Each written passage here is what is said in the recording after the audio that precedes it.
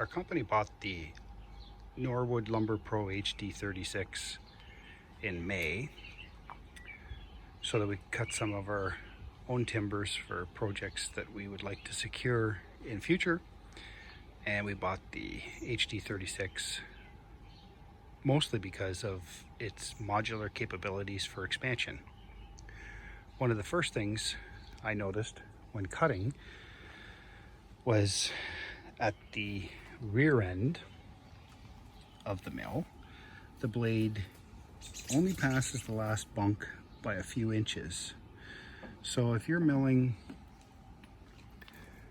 a log that still has your felling cut on it, you might have the angled cut, and if it's sitting on the bunk in the wrong way, you won't be able to finish the cut.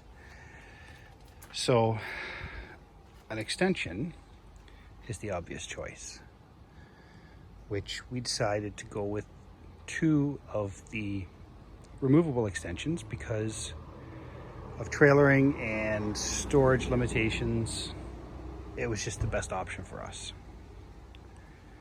Now we find installing them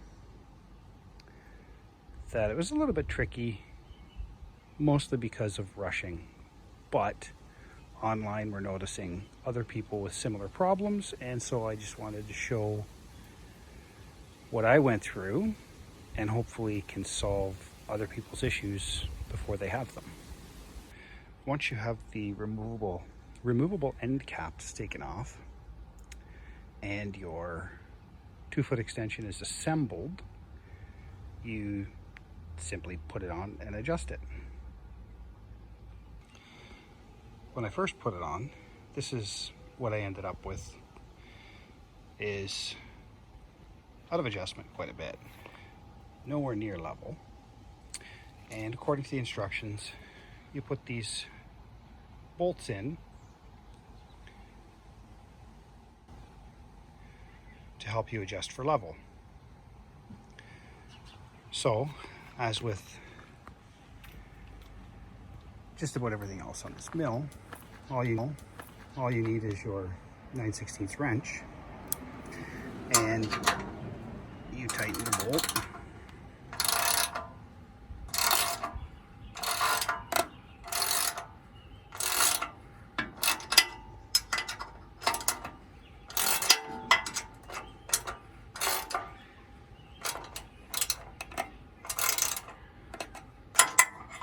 And you tighten the bolt, and you see that eventually it starts coming into level. So we do this on both sides because this side also is crazy out of level at first, until we make our adjustments.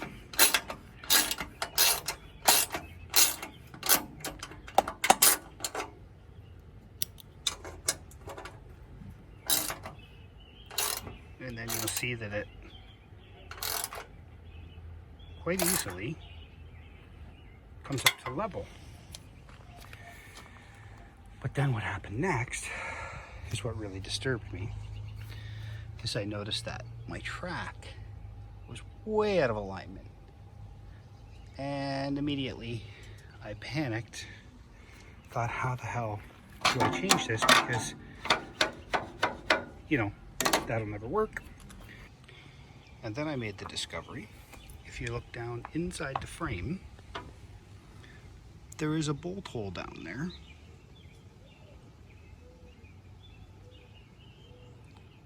Underneath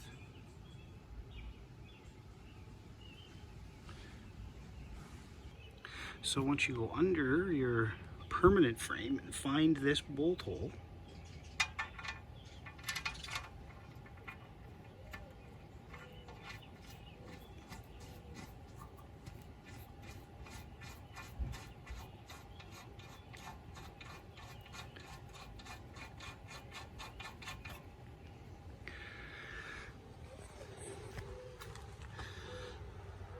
that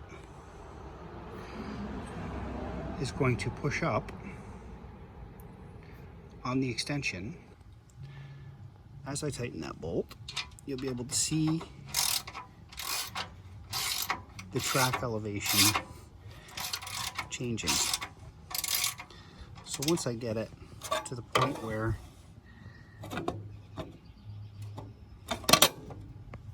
they're at the same elevation, and I don't have that bumping effect,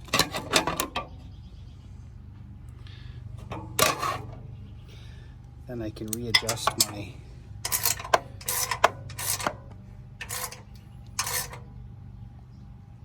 leveling bolt. And now I'm a little bit too high on this bolt.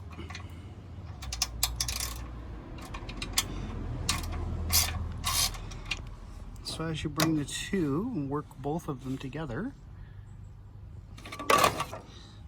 then you quickly find that I'm now level and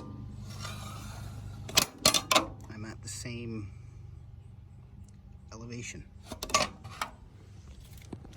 The other problem I had at the other end of the mill when setting it up was that my original frame was a little bit out of alignment. So what was happening was the